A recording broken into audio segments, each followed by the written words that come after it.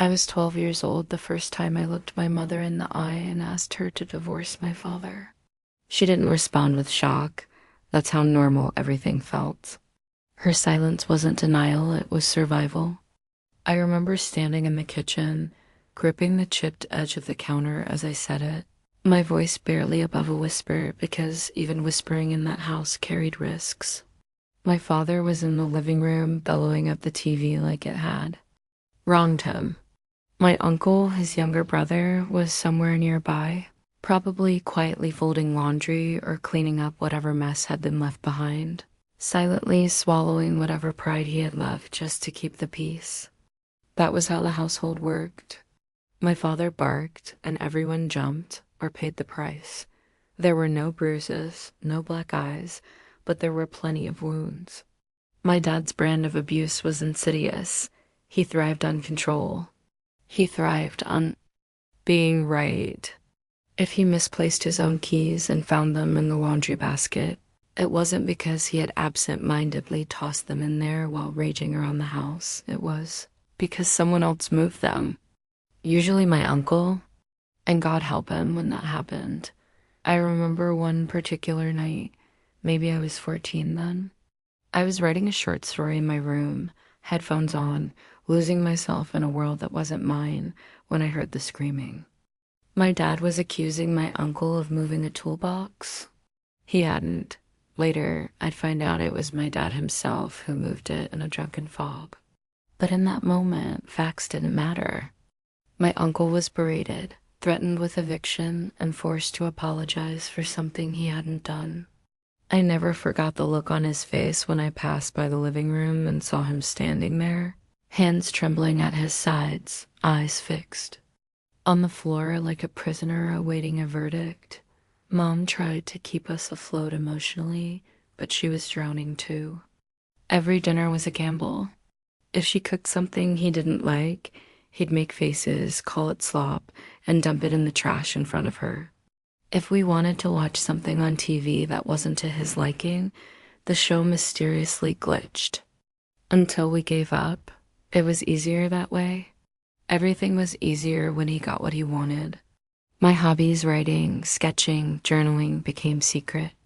I would scribble in notebooks in the back of the closet, behind an old duffel bag filled with clothes I didn't wear. I wasn't just hiding my thoughts. I was hiding my sense of self. The irony was that people outside the house thought he was. Charming, charismatic, even. At cookouts or neighborhood events, he'd flash that award-winning grin, slap backs, tell stories that had everyone laughing. But I knew the minute those front doors shut and the guests were gone, the lights in his eyes would die and he'd be angry about something, the way someone parked too close to our mailbox, the noise the neighbor's kid made, the fact that no one complimented the ribs he grilled. And if no one else was around to absorb that anger, it went straight to my mom or my uncle, or sometimes, eventually, me. By the time I was 16, I knew I wasn't going to grow up like most of my classmates. They talked about colleges, majors, dreams. I talked about survival. I studied the way abusers manipulated. I kept track of patterns. I learned to spot the shift in my dad's tone, the way his nostrils flared just before he exploded. It wasn't paranoia, it was strategy. I started recording things audio files mostly. When he screamed, I covertly tapped my phone's voice memo. I began time-stamping messages to my friends describing what happened and when, so there'd be a trail. None of it helped right away. When I tried telling school counselors what was going on, their faces fell into a familiar, helpless expression. There was no visible bruising, no drug use they could prove. He hadn't struck me. And when you don't come from money, you don't get the benefit of legal nuance. So I stopped expecting anyone else to rescue us. I realized I have to do it myself. And I didn't care if it took years. At 18, I left home for the first time. Not for college, couldn't afford it, but I found a friend who let me crash on her couch while I worked 2 jobs. But then rent went up, her landlord cracked down on guests, and I found myself with no choice but to go back. It felt like walking into a nightmare I'd already escaped. He welcomed me home with a smirk, called me a runaway, and then, with a voice full of mock generosity, told me how grateful I should be that he let me back in.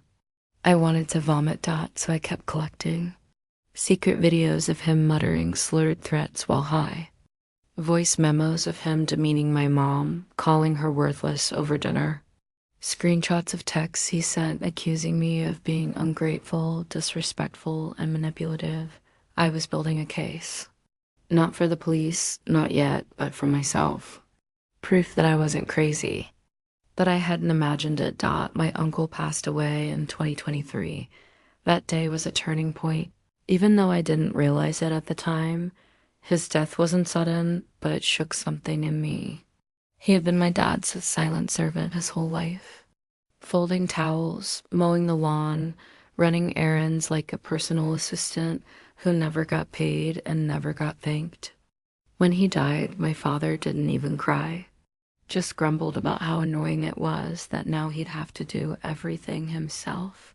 But he didn't. He passed the role on to me. I played along. Pretended to accept my new duties driving him to appointments, fetching him snacks, doing his laundry. All the while, I kept gathering evidence. Every word he said, every tantrum, I filed it away. I told myself one day this is going to matter. That one day came earlier this year. It started with a barbecue. I was at my friend Emily's place, grilling burgers and laughing over cheap wine while our dogs ran around the yard. It was the first time in weeks I'd felt anything like peace. My phone buzzed nonstop, but I ignored it. I knew who it was. I didn't care. Until I came home. My mother was pale, shaking. She hadn't slept.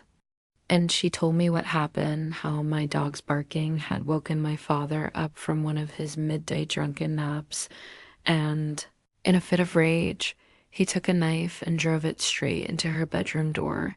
No knocking, no warning. Just raw, unfiltered rage. It missed her by inches. He was arrested, charged with criminal damage. I thought finally something might change. But of course, within days, he was back. Back in the house like nothing happened. That was it for me. I packed a bag, grabbed my dog, and I left. For good this time. Emily and another friend, Taylor, took turns letting me and my dog sleep on their couches.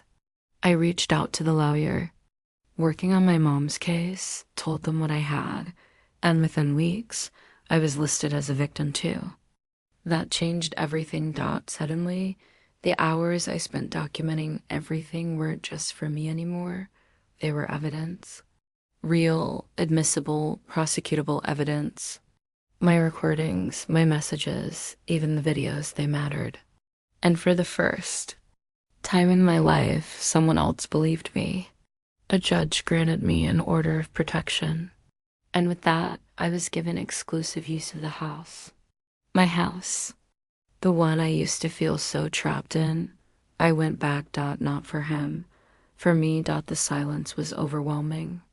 Not the heavy, fearful kind that used to choke us all, but peaceful. My dog curled up on the couch, tail wagging like he could finally breathe. Again, my mom stood in the doorway, tears in her eyes as she looked around, like she couldn't quite believe she wasn't about to be screamed at for leaving a mug out. I stood in the kitchen where I had once begged her to leave him, and this time it felt like we actually had. When the court hearing came, I was ready. He hadn't seen me in months. In that time, I dyed my hair, bought clothes that made me feel like I owned space instead of hiding in it.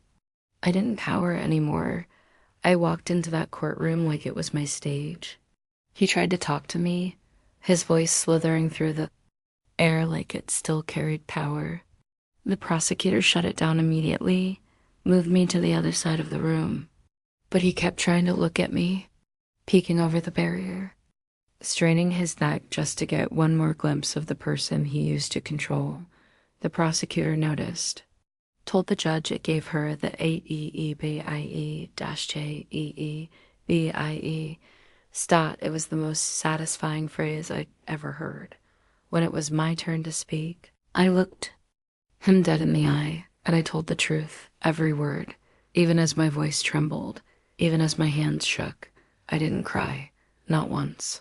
He stood there listening, unable to refute anything, because the truth was undeniable. The judge gave him an extra week in jail just based on his courtroom behavior alone. It was the beginning of the end for him, and the beginning of everything for me. I remember being 16 and lying awake in the dark, listening to the rhythmic creaks of the old house and the muffled, erratic muttering of my father pacing the kitchen floor below.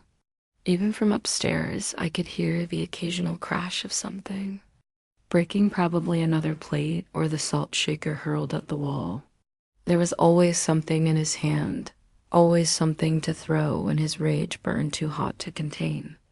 That night, like so many others, my heart pounded as I stared at the ceiling, knowing that any moment he could decide it was someone else's fault again, that the tremors in his bones weren't from the pills or the whiskey, but from the rest of us. We were always his scapegoats, his excuses, and no one, not even the system, seemed to care.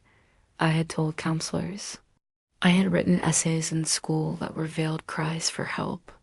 Once, when I was 12, I begged a teacher to call anyone, because my mother cried herself to sleep every night, and my uncle barely spoke anymore except to echo my father's commands. But nothing ever came of it. Everyone saw the clean shirts and our polite smiles and figured we were just another lower middle class family with too many bills and a few quirks. Quirks. That word still haunts me. Quirks don't threaten to lock you outside barefoot in the snow because you rolled your eyes. Quirks don't slap the spoon out of your mother's hand because the pasta was overcooked. Quirks don't flirt with teenage girls at the grocery store in front of their wives and excuse it as harmless fun. That wasn't a quirk. That was Greg Bishop. It's strange when your father becomes a character in your life you have to study.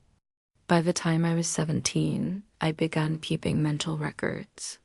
Not just of what he said or did, but how it made me feel. I wasn't strong yet, not in any real sense, but I was observant. I started watching him like a scientist, not a daughter. Never a daughter. That role was long gone. He was loud and charismatic in public, always ready with a joke, a story about his good old days, or an exaggerated tale about his crazy family, always at our expense. People laughed. They believed him. They thought he was just a character. I used to watch their faces light up when he entered a room. The way they nodded and smiled and said things like, "Your dad's hilarious."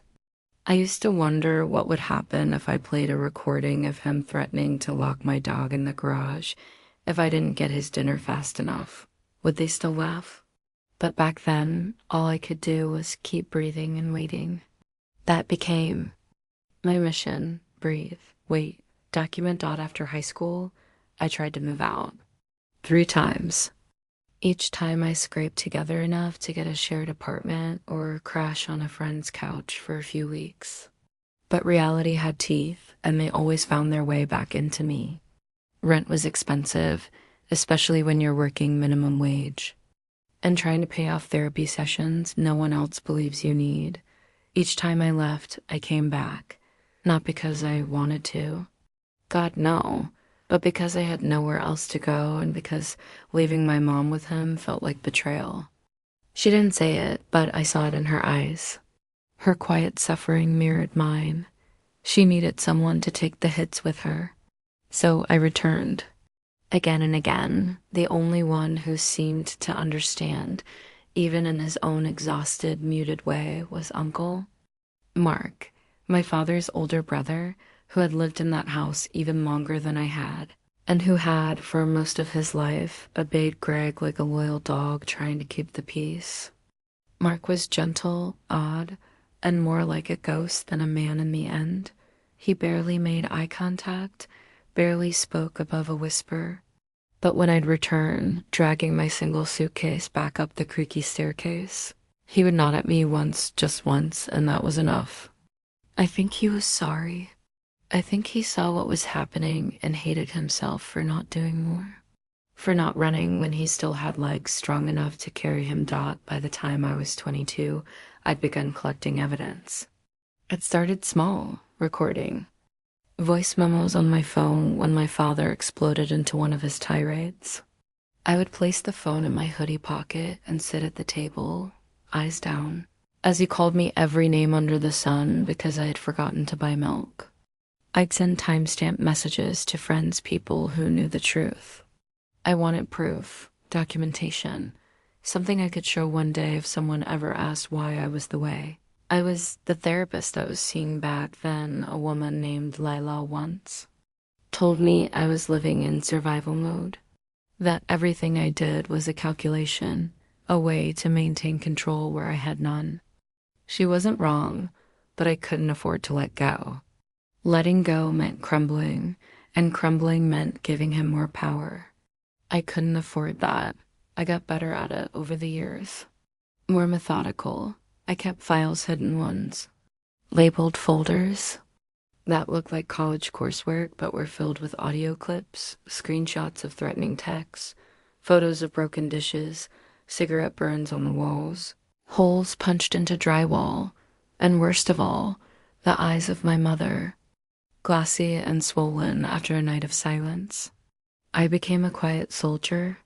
I wasn't allowed to fight him outright, not yet, but I could plan, strategize, wait for the perfect moment. Then, in 2023, the world shifted. Mark died. He had a heart attack in the backyard while feeding the birds. My father barely reacted, didn't cry, didn't even go to the funeral, just muttered something about lazy people always dying early and went back to watching football. But I grieved, not just because I loved Mark in the strange, quiet way that people like us love each other when we're all trying to survive in the same haunted house, but because with Mark gone, my buffer disappeared. That last sliver of protection between me and full servitude had evaporated. I knew what was coming, and I wasn't wrong. Greg began to rely on me, more demanding rides, meals, errands, attention. It wasn't enough that I lived there. I had to orbit him, be available, be obedient. But what he didn't realize was that I wasn't the broken little girl he used to control. I was a woman now, scarred, yes, but sharpened. I played the role. I smiled, nodded, apologized when I had to, cooked his meals, cleaned his dishes. But every time he stopped, I pressed record. Every time he raised his voice or made a threat, I saved the file. Every time he texted something vile, it was documented. I had years now, years of proof. And he had no idea. The explosion happened in January. It was a Sunday night. I wasn't home. I'd gone to a barbecue with friends, one of the few nights I allowed myself to feel normal. My dog, Max, was barking in the living room, probably at a passing car. Greg, apparently drunk and half asleep, snapped. According to my mom, he stormed down the hall, kicked Max's bed, and screamed about not being able to sleep in his own goddamn house. My mom tried to calm him down. That's when he grabbed the knife. She said he didn't say anything, just walked to the kitchen, pulled out the biggest butcher knife, and shoved it into her bedroom door with a force so sudden she thought he was trying to kill her. It pierced straight through. Missed her by inches. She froze. Didn't scream. Just called the police from her locked bathroom while Max whimpered outside the door. When I got the call, I couldn't breathe. I rushed home, heart pounding, thoughts spiraling. I found the house swarming with officers, Greg in cuffs, red-faced, and yelling about how this whole family's gone crazy. My mother was pale, shaking. Max clung to me like a lifeline. The knife was still embedded in the door. He was charged with criminal damage and taken away. But just like every other time, the system gave him a pass. Within days, he was allowed to return conditions pending. I wanted to scream, but I didn't. I waited. 3 weeks later, we had a fight. One of those nasty venom waste exchanges that always started over something stupid. He didn't like the show I was watching, called it liberal garbage, and called me worse. I told him to leave me alone, that I wasn't his servant, that I wasn't afraid of him anymore. He lunged. Didn't hit me, but it was enough. Enough to make me grab Max and walk out. I never went back. I bounced between my two best friends' places, never staying in one spot long enough to be tracked. I met with a lawyer handling my mother's case and showed her everything. Every file, every clip, every dated message, and saved voicemail. She added me as a victim, and just like that, the game changed. The judge approved my order of protection. I was given exclusive use of the house and full custody of Max. Greg wasn't allowed within 100 yards. For the first time in my life, I breathed freely inside that house. I started painting the walls, opened the windows, changed the locks, and dyed my hair. A new color, a new life. When I looked in the mirror, I barely recognized the girl who used to cower in the corner of her bedroom, praying for silence. The hearing was set for April, and I was ready. The courthouse smelled like cold metal and disinfectant, the kind of sterile discomfort that mirrored the tension pressing on my chest. I sat stiffly on the bench outside the courtroom, dressed in a tailored navy suit that I'd picked out just for that day. Something sharp, something that told the world I wasn't his victim anymore. My freshly dyed auburn hair was slicked back into a low ponytail, professional and severe.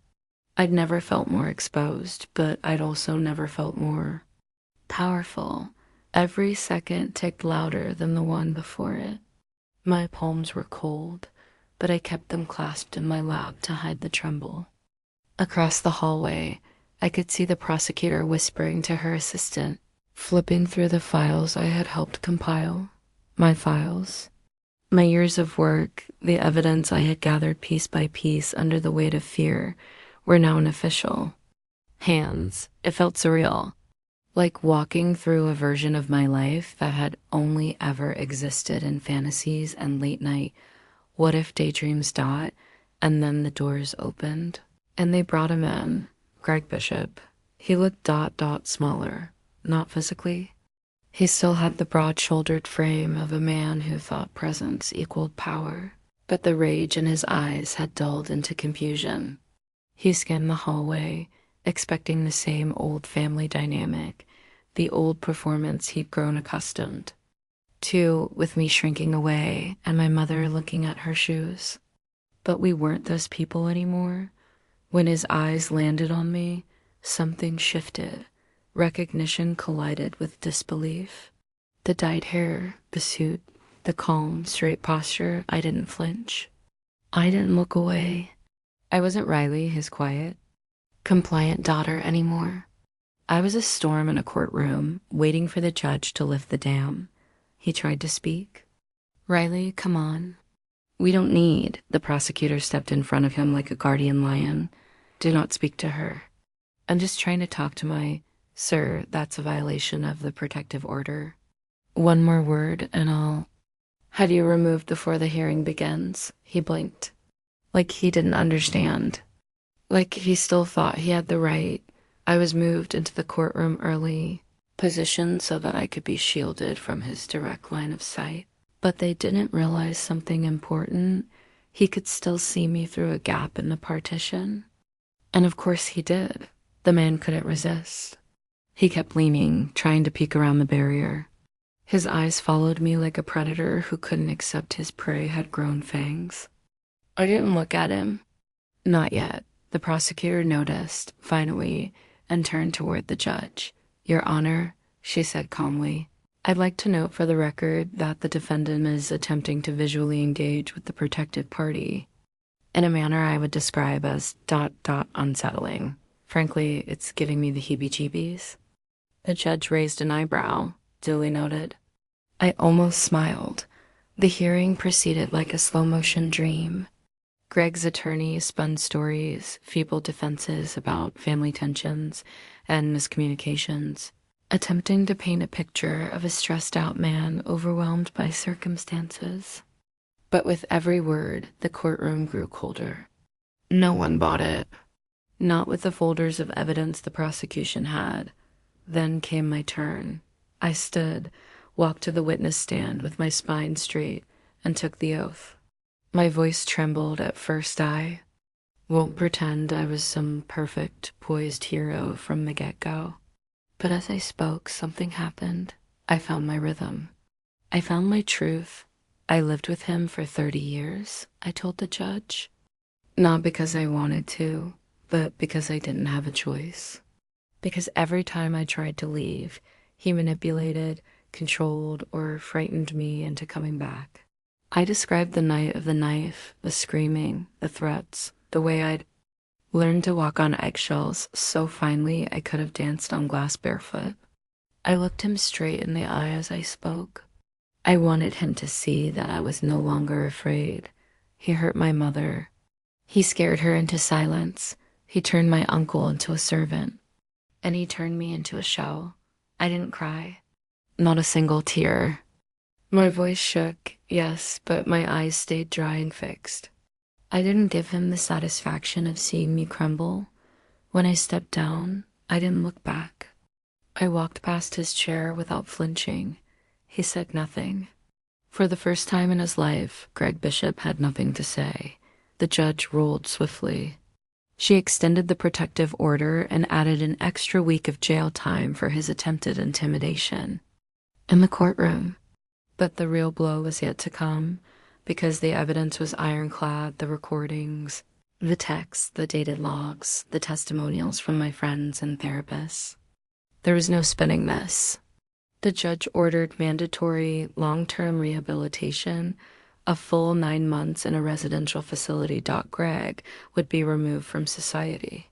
He'd have no control, no audience, no victims. And I had my peace. In the weeks that followed, the air in the house changed. It felt cleaner, like we'd exorcised something vile from the walls. My mother began smiling at things, simple things like fresh flowers or quiet dinners with just the two of us. She stopped jumping at noises. She stopped apologizing for existing. Max. My dog became a different animal entirely. He stopped barking at shadows, stopped cowering when the front door creaked. He lay in sunny spots, belly up, finally able to relax. As for me, I found freedom in the smallest places. I played music in the kitchen while I cooked. I wrote again actual writing, not just the desperate documentation of abuse. I reconnected with friends, went on hikes, laughed until my face hurt, but the most cathartic moment came unexpectedly. I was going through the attic, trying to declutter years of hoarded junk that Greg had insisted on keeping. I found boxes of old family photos back when we still looked like a unit. I should have felt anger or sorrow, but I didn't. I felt nothing. Not numbness, peace, because that version of our family never really existed. It had always been a performance for the world. Underneath one stack of photos, I found a crumpled notebook, my old writing journal. I had started it when I was 14, hiding it behind a loose floorboard in my closet so he wouldn't find it. I flipped through the pages, half poems, short stories, scattered dreams. There were entries dated in shaky handwriting. Today he screamed about the trash. Mom cried again. I want to leave. One day I will. I sat there in the attic's dusty light, holding that journal in my hands and realizing that I had kept a promise to a younger version of myself.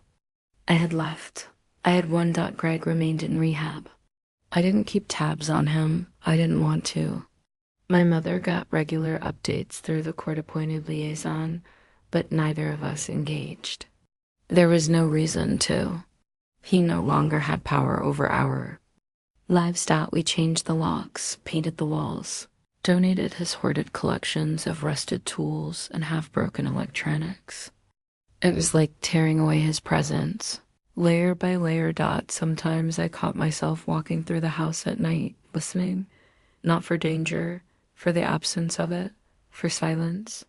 And it always came. I've had people tell me I was brave, that what I did was heroic. But the truth is, I was scared every step of the way. What gave me strength wasn't courage, it was necessity. It was desperation. It was the aching need for something better. It was the thought of every kid like me, trapped in a house that looks fine from the outside, but is rotting from within. That's why I'm telling this story, because I want them to know you are not crazy. You are not weak. You are not alone. And most importantly, you are not doomed to live in the story someone else wrote for you. I rewrote mine. I'm not done yet. Every day that Greg spends locked away is another day I reclaim. I wake up now without dread. My dog snores beside me. My mother makes coffee without flinching.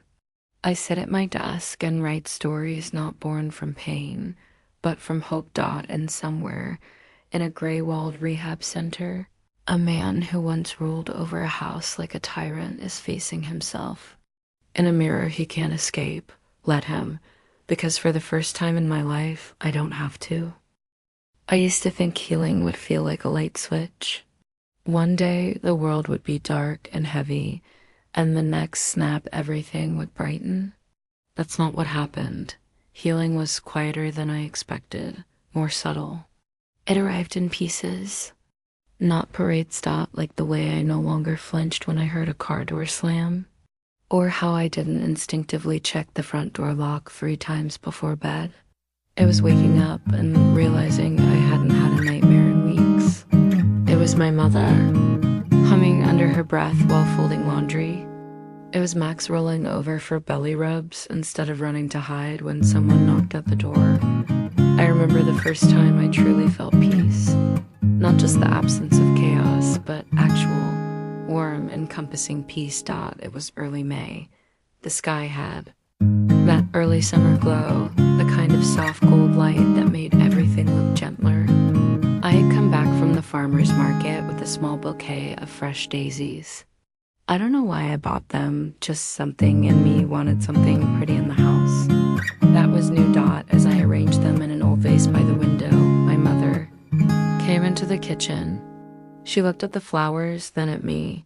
"You always loved daisies," she said. "I forgot," I replied. And I meant it. I had forgotten that there were things I loved. Forgotten I was allowed to. She reached out and touched my hair, like she used to when I was a kid. I didn't pull away. That was new too. We spent that afternoon baking. No reason. No obligation. Just the joy of having the kitchen to ourselves. For so long, cooking had been a minefield. Greg had hated smells, unless they were his favorites, and loathed any clutter. Heaven forbid we left a mixing bowl in the sink. Now, we could make a mess and laugh about it. Later, we sat on the porch with a plate of warm cookies between us, Max curled at our feet. My mom looked over at me with a strange kind of softness in her eyes. "You saved us," she whispered. I didn't know what to say. I didn't feel like a hero. Most days I still felt raw, like a tree struck by lightning that was learning to grow again. But deep down, I knew she was right, that it took time to adjust to the quiet. There were moments when it felt too good. Like I didn't trust it. As if any second now, the front door would burst open and the old voice would fill the hallway accusing, mocking, controlling. But that moment never came. And slowly, my body started to believe it. My shoulders, always tight, began to loosen. I caught myself singing in the shower. I started writing in my journal again, not as documentation, but for joy. Still, the house held ghosts, not real ones. But traces, his shirts left behind in the closet. A dent in a wall from a time he threw his phone in a rage. Old notebooks with his scrawl in the margins. Even the kitchen drawers felt haunted. He used to scream if we put the forks in the wrong slot. We decided to begin the process of reclaiming our home. It started small. We repainted the living room. The sickly beige walls went sky blue, bright and clean. Then we tore up the stained carpet and revealed hardwood floors underneath. That felt symbolic. Something beautiful hidden beneath years of mess and neglect. Donated what we could. Trashed what we COUN single quotes T. One day, while cleaning out the garage, we found an old box of his labeled important. I nearly shoved it aside without opening it, but curiosity won out.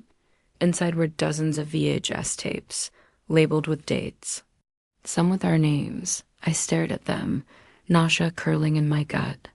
My mother stood beside me silent. We don't have to watch. Them, I said, but she nodded, quiet and firm. I want to know. We dug out the old VCR from the attic and set it up in the living room. The screen flickered to life, colors dull and warped with age. The tape started dot. It was a birthday party, mine. I was maybe 7 or 8. The camera shook slightly as it zoomed in on me opening a present. I looked happy, genuinely happy. But the background sound was unmistakable. His voice, off camera, berating my mother for wrapping the gift the wrong way. Telling my uncle to stop standing there like an idiot. You could hear the tension in the air. Even in that innocent scene, his presence tainted everything. We fast-forwarded through several tapes. Some were even worse. A Christmas morning where I flinched after he yelled at Max.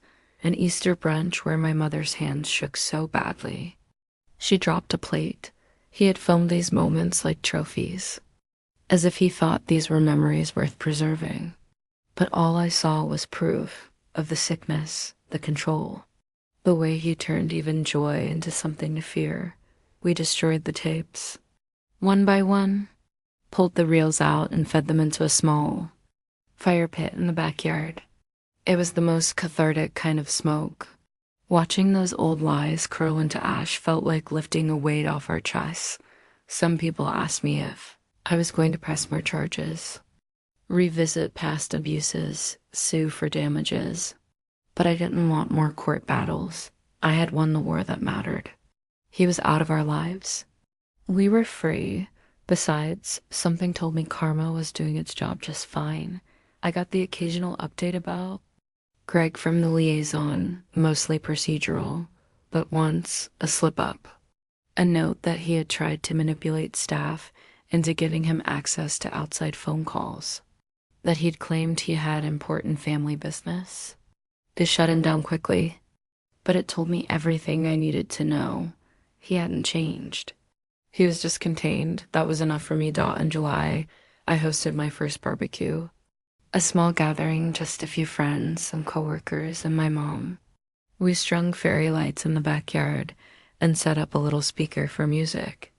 Max wore a bandana and wagged his tail all night. At one point, I stood by the grill, flipping veggie burgers, and caught sight of my reflection in the sliding glass door. For a moment, I didn't recognize myself. I looked alive. Not just functioning, not just surviving, but glowing. Present. A friend raised a toast later that evening. To Riley, she said, the fiercest person I know. You didn't just escape hell, you rebuilt something better. Everyone clinked glasses. I smiled, awkward and grateful.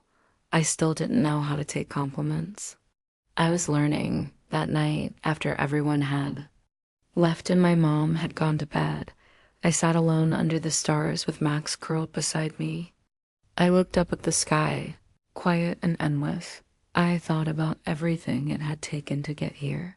The years of fear, the bruises you couldn't see, the small rebellions that turned into revolutions. And I thought about the girl I used to be, the one who sat in her room at 12 years old, whispering into a pillow, please, please let this end. I wanted to reach back through time and hold her, tell her it would take longer than she wanted, that it would break her heart and bend her mind.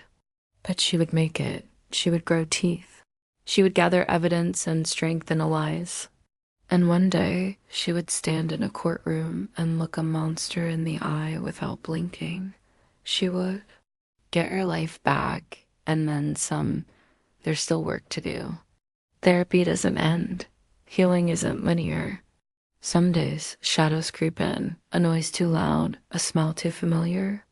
But I've built a toolbox now. I know how to cope.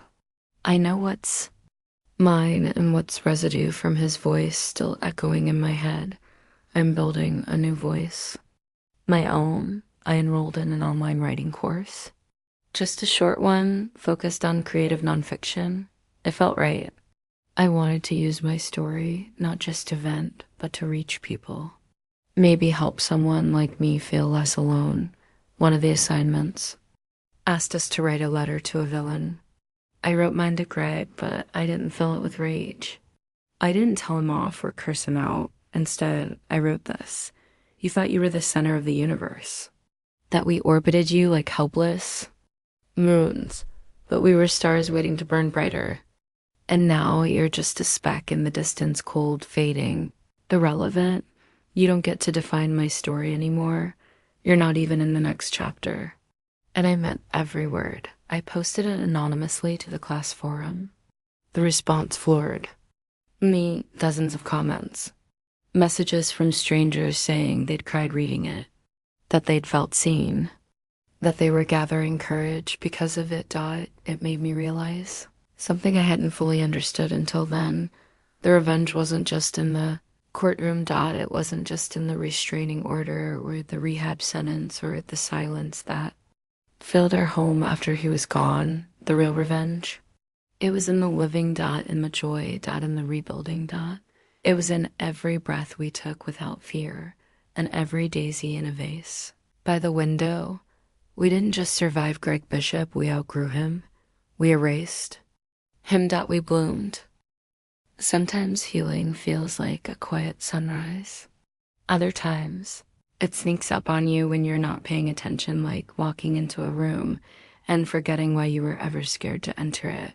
That was what August felt like.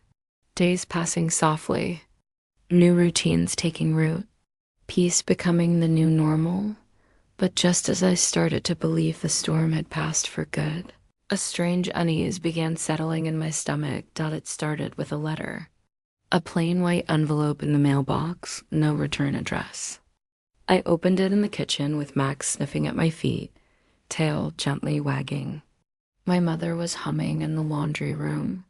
The letter was handwritten, slanted, aggressive strokes.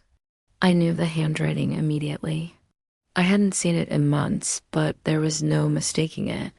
Greg. He had found a way to write me. At first, I didn't even read it. My hands trembled just holding the paper. My body remembered things before my brain could even register them. Max let out a low growl, sensing my shift. I folded it back up carefully and slipped it into a drawer. But the damage had already started. That night, I barely slept. The nightmares returned with a vengeance. Greg standing in the hallway. Greg yelling through the walls. Greg pounding on the front door. All in my dreams, but real enough that I woke up sweating, heart racing. By morning, I was furious. He wasn't allowed to contact me. The court order was clear. No communication, no letters. No proxies, but somehow he'd slipped this past the system. My first instinct was to burn it, pretend it never arrived, but I didn't want to hide anymore. I wanted a record. So I took photos of the envelope, the letter, the postmark. I called the lawyer who had helped us before. She was just as alarmed as I was. She told me to bring everything in immediately, and she'd report it to the court. This, she said, was grounds for a violation. For a brief moment, I felt powerful again, but power has a price. That same week, my mother got a call at work, a blocked number. She didn't answer, but they left a voicemail, a man's voice. Vague, slow, and chilling. Tell her I'm thinking about her. She didn't recognize the voice, but I did. It wasn't Greg, but it was someone he used to know. A drinking buddy, maybe? A hanger-on from the days when he would play the charming victim in bars, spinning stories about his ungrateful family. We both sat in silence after listening to it. I replayed it 3 times, the rage in me building with every word. He was still trying to reach us, still trying to twist his influence like a wire around our throats. But this time, we had tools. We had a restraining order. We had evidence. We had people who would believe us so we didn't cower. We responded. The next day, I went down to the courthouse and filed a formal complaint. The court liaison took everything seriously. I handed over the letter, the voicemail recording, even the memory card from my phone with the postmarked photos. They promised an immediate review and advised me to install a security camera at the front door just in case. The thing about abusers is they don't like being forgotten. Greg couldn't stand that he no longer had control over the room, the conversation, our lives. I was taking my power back, and he hated it, but the fear still lingered. Some nights I lay awake, staring at the ceiling, wondering what his next move might be. My therapist called it trauma loops, your brain replaying old patterns to protect you, even when the threat is technically gone. So I did the only thing that's ever worked for me. I wrote pages and pages, sometimes just one sentence over and over. Sometimes whole chapters. I didn't censor myself. I didn't worry if it was poetic or powerful. I wrote what I remembered. The ugliness, the confusion, the small betrayals, the moments of despair that once convinced me I might not make it. And then something unexpected happened. I started turning those pages into a story, not a Reddit post, not a court affidavit, an actual story, a memoir. At first, it was just for me. But then my writing professor read the first few chapters and emailed me back, simply saying, "You have something powerful here. Don't stop." So I didn't. I wrote through the anxiety, through the shaking hands and stiff jaw, through the moments I wanted to quit because remembering was just too painful. I kept going. My mother supported me every step of the way. She even offered to read a draft one evening, sitting on the couch with a cup of tea. I was terrified. What if she didn't remember things the way I did? What if it brought back too much? But when she finished, she looked at me with tears in her eyes. "You didn't miss a thing," she said softly. "You told the truth, even when it hurt."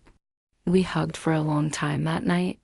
No words, just the warmth of knowing that survival could lead to something beautiful.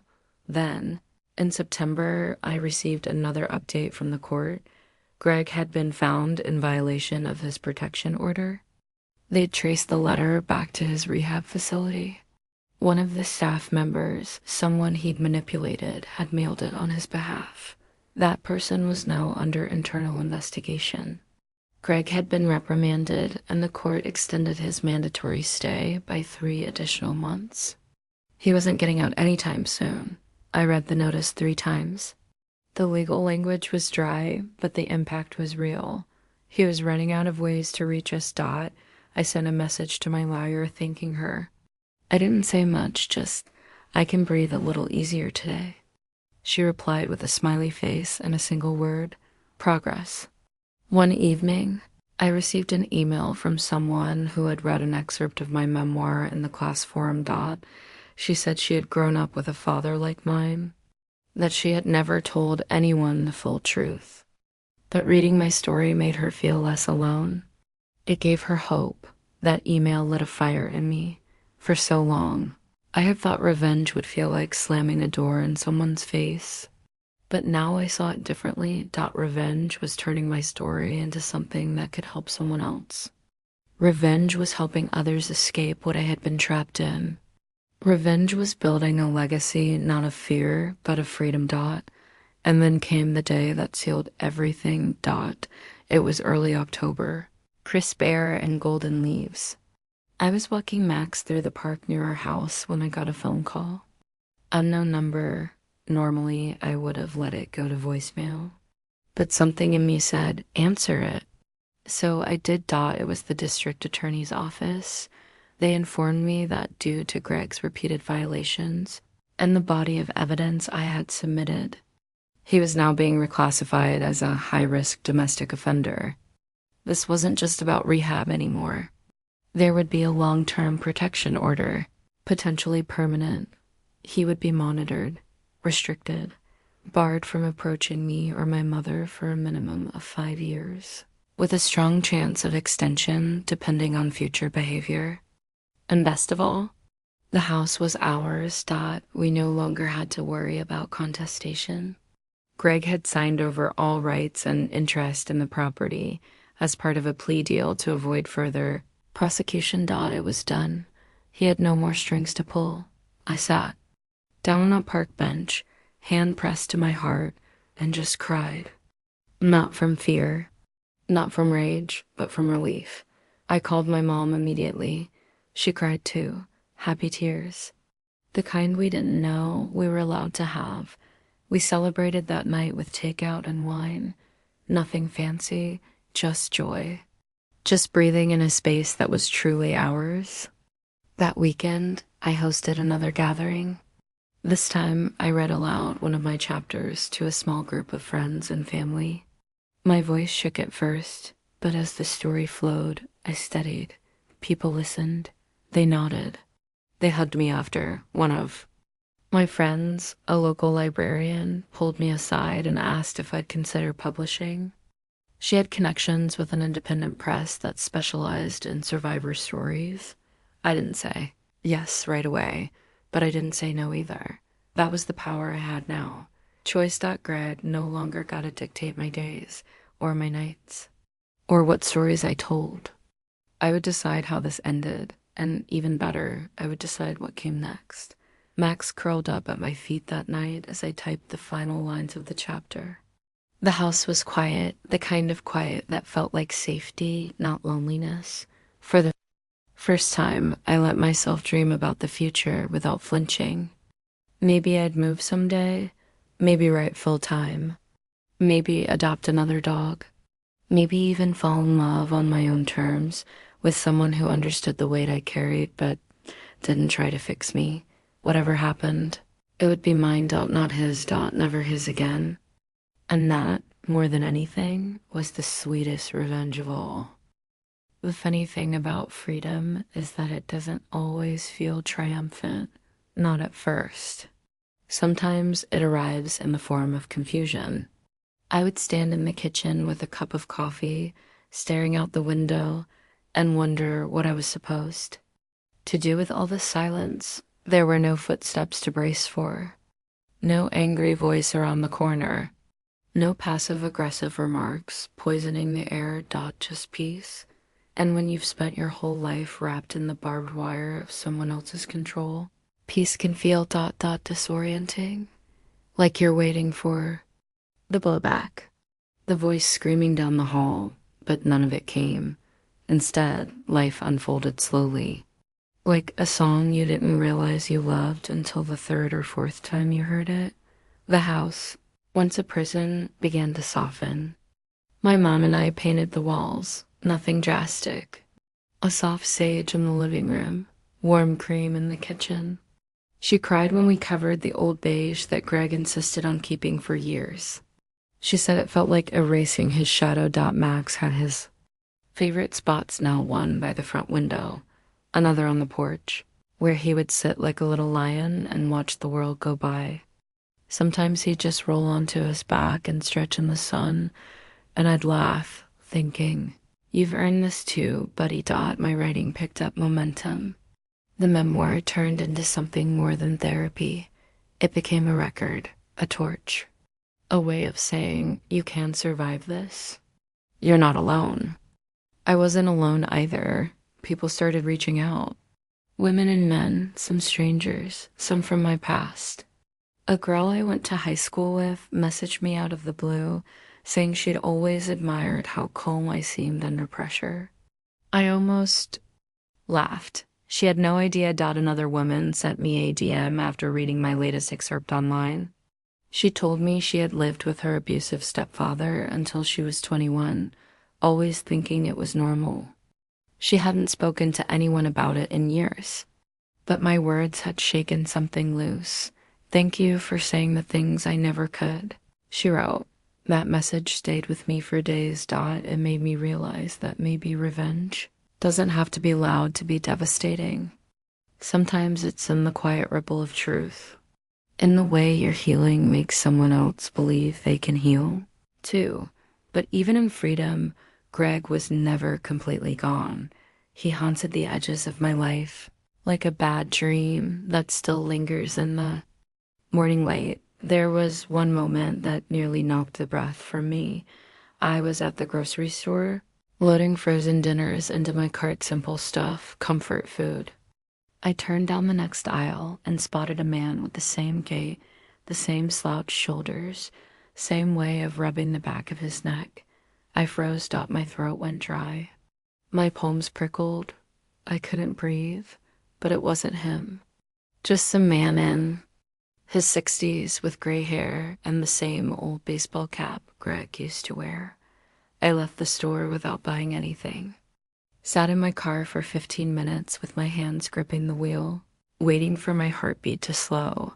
That night, I told my therapist, "I'm angry that he still takes up space in my body." She nodded gently and said, "That anger is the final stage of grief. You're mourning what he stole." I didn't reply, but I understood. I wasn't just grieving Greg, I was grieving the girl I had to be to survive him. The girl who flinched at doors creaking open, who swallowed her voice every day like it was poison, who thought love meant tiptoeing through someone else's emotional minefield. That girl deserved a eulogy. So I started something new, a journal just for her. I wrote letters, apologies, words. I wished someone had told her. I told her she was brave, that it wasn't her job to keep the peace by setting herself on fire, that she didn't imagine it, she didn't exaggerate, she wasn't too sensitive, that she mattered. And slowly, the dreams faded. The grocery store panic stopped. I could walk into a room and not brace myself anymore. And then one day, the unexpected happened. Greg wrote again, not illegally this time, through his court-appointed therapist, who sent a formal request asking if I would consider reviewing a letter of personal reflection from Greg. Under supervised conditions, I stared at the email for 10 minutes. My stomach clenched. My mind buzzed. I didn't want to read it. I didn't want to offer him that platform, that final spotlight, but I also wanted to see it, to know what narrative he was spinning now. I took 2 days to think about it. Then I told them to send it. The letter came 2 weeks later. I opened it with shaking hands. It was 6 pages long. He didn't apologize, not really. He called it reflecting on the pain I may have caused. He said he had struggled with understanding how his actions were perceived. He blamed the bottle, his childhood, his stress. He didn't mention the knife in the door. He didn't mention the fear. He didn't mention me. And that told me everything I needed to know. I didn't finish it. I folded it neatly, put it in an envelope, and slid it into a folder labeled evidence, not emotion. That was the last time I read anything from him. After that, I stopped wondering if he could change. I stopped hoping for the apology I deserved, because the truth is, some people will never understand the damage they caused, and they'll spend their whole lives excusing it instead of owning it. But I didn't need his apology anymore. I had mine from me. One day in early November, I stood in front of the bathroom mirror, curling my hair for no reason other than it made me feel good. I wore a new blouse, one I never would have dared to buy when he was around, because he'd have said something cutting about it being too much. I looked at myself and smiled. I didn't look like the girl who used to cry herself to sleep in this house. I looked like someone who made it out. My mom came in holding a small envelope. "This came for you," she said, handing it to me. It was from the local community college. I opened it slowly, a scholarship. They'd read my excerpt in a local publication. Someone on the board had been moved by my work. They offered me full tuition for a creative writing certification, no application. Required. My mouth dropped open. You're kidding, I whispered. My mom grinned. Not at all. They want to hear more of your story. For a long moment, I didn't say anything. Then I looked at her and said, I think I want that too. We hugged, and for the first time in a long time, it wasn't about surviving. It was about living. Fully. Freely. Unapologetic. Ally. In the weeks that followed, I started preparing for the program. My days were filled with edits, meetings with the faculty advisor, and mentoring others online who had found me through my writing. People started calling me brave. It always made me pause. I wasn't brave for surviving. I was brave for refusing to stay small afterward. That was the real revolution. By Christmas, the house felt like a home. We baked cookies, hung lights, played music without fear of volume or judgment. Even Max had his own stocking. On Christmas morning, my mother gave me a simple silver pendant. Engraved on the back were 4 words, "You changed the story." I held it in my hand and cried. Because of pain, but because of how far I'd come. Not just from Greg. But from the version of myself that thought silence was the safest choice. Now, my voice was everywhere. On paper, online, in classrooms, in conversations. My voice had become my armor and my weapon and my gift, and I wasn't done yet. That night, I sat on the porch, wrapped in a blanket, watching the snow fall gently under the streetlights. My dog curled at my feet, tail thumping in his sleep. I thought of all the girls like me, the boys like me, the people who still lived in fear, still thought there was no way out, and I made a promise to keep telling the truth. To keep shining the light. To keep pulling people out of the dark. One story at a time, because maybe the sweetest revenge isn't watching your abuser get punished. Maybe it's building a life so full, so peaceful, so defiantly yours that they wouldn't even recognize you in it. And even if they did, you wouldn't care because you're not theirs anymore. You're just at last. There's a specific kind of quiet that comes after a long war. It's not the absence of sound, exactly. It's the absence of tension, the kind of silence where nothing is about to explode. The kind where you can breathe fully, deeply, without bracing for impact. That quiet had settled into every corner of the house. In the clink of coffee mugs, in the way Max snored on the couch, in the sound of my mom humming along to old radio songs in the kitchen. For the first time, our home was truly ours, and yet, as the months passed, I started to feel a different kind of itch. A restlessness, not of fear, but of purpose. Like something in me was still reaching forward, searching for the next hill to climb. The old life was gone. Greg was gone. The war was over. So now what? That answer started to take shape when I got an email from the director of a women's shelter a few towns over. She'd read my online blog series. She said, "You wrote what so many of us have tried and failed to say." They were hosting a community summit on domestic recovery and wanted me to speak. Just the idea of standing in front of strangers telling my story out loud made my palms sweat. But I also knew I couldn't say no.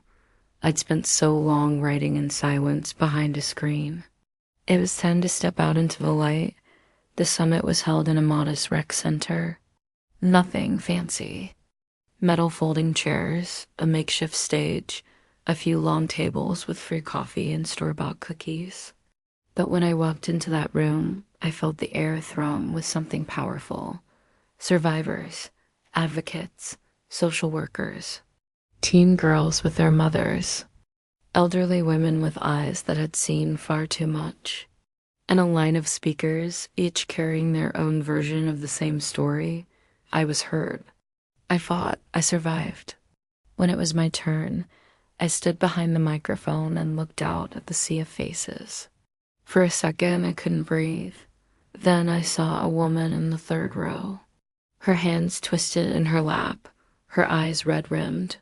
She looked exactly how I used to feel, and just like that, I wasn't afraid anymore. I told them about Greg, about the house filled with silence and rage, about the slow, constant drip of cruelty, about the years of planning, surviving, documenting. The voice memos, the recordings. The day he put a knife in my mother's door, and then I told them about the courtroom, about standing in front of the judge. Voice shaking, but not backing down. About the moment I realized I didn't need him to crumble. I only needed to rise when I finished. The room was so quiet you could hear someone sniffle in the back row. Then, applause. Not polite, clapping real, thunderous, cathartic applause. I stepped down from the mic, and immediately people began approaching. Some hugged me. Others just said, "Thank you." One woman whispered, "I didn't know I was allowed to leave until I heard you say it." It hit me hard. I had thought this story was just mine. But it was never just mine. It was all of ours, and I knew then I wasn't done. That week, I began reaching out to local high schools. I designed a curriculum for at-risk youth centered around storytelling, healing, and building your voice. I called it Break the Cycle. To my surprise, schools actually listened. I wasn't some polished public speaker. I didn't have a PhD or big credentials, but I had lived it.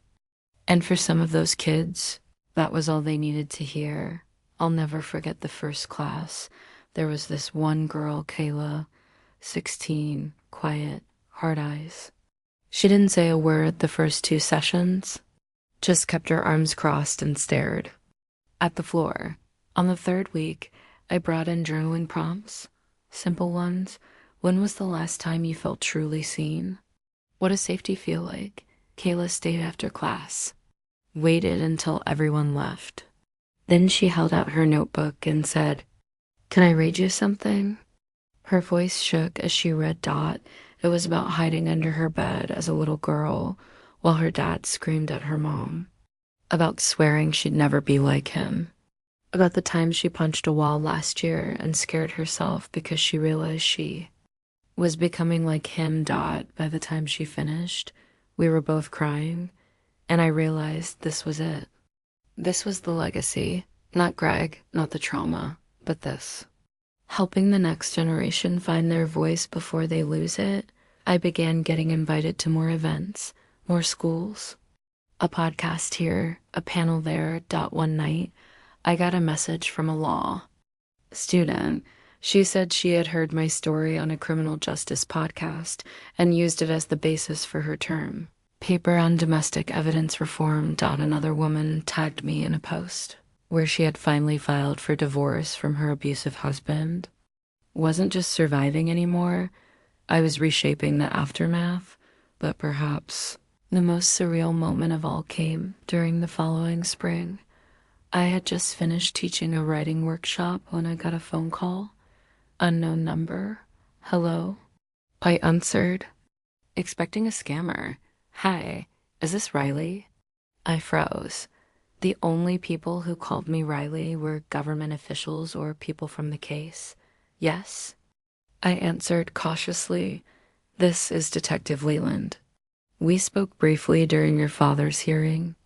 I wanted to update you on something, if you're willing to hear it." I stepped into an empty hallway, heart racing. He told me that Greg had violated his rehab terms by attempting to leave the facility during an unapproved visit. He had gotten into an altercation with another patient and had to be moved to a more secure court-mandated treatment center with tighter restrictions and an extended timeline.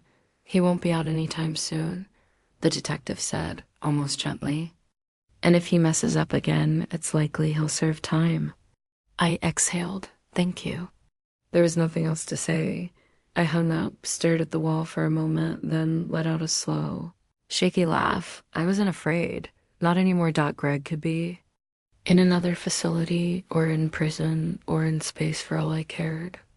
It didn't matter where he was, because wherever I was, he wasn't in control. That was the real victory. Later that month, I stood outside on the front lawn, looking up at the house. Spring had arrived early. Tulips my mother had planted were blooming along the walkway. The grass was green again.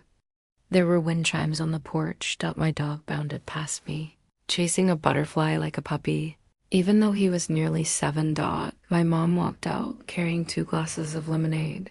Think the house ever thought it'd see a day like this? She choked out. I smiled. I don't think I thought I'd see a day like this. We sat on the porch and sipped our drinks, listening to the birds. Do you ever think about him? She asked. I paused, then nodded. Not the way I used to.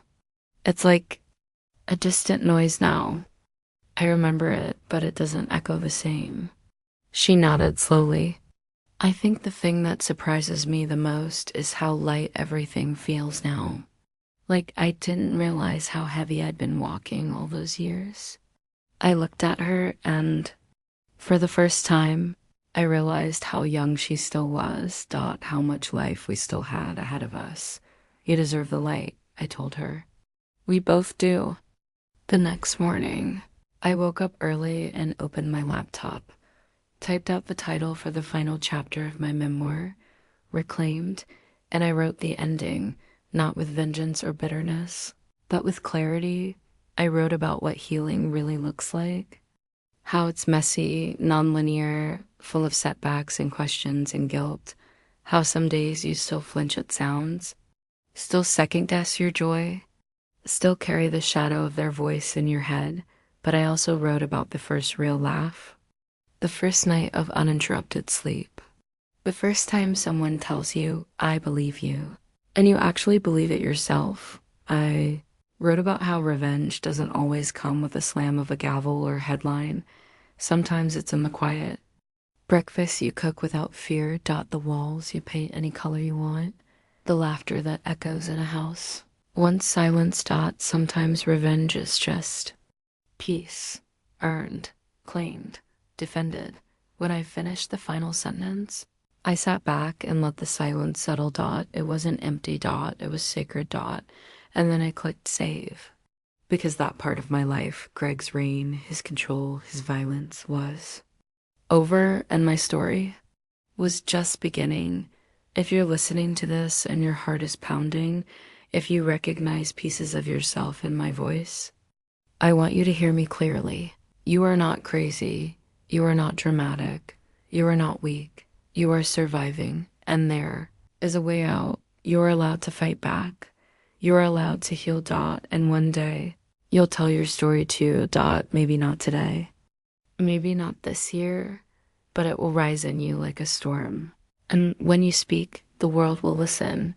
And when they ask you what happened, you'll say this: I reclaimed my life. And no one, not him, not the past, not even your old doubts, can take that away from you again, ever.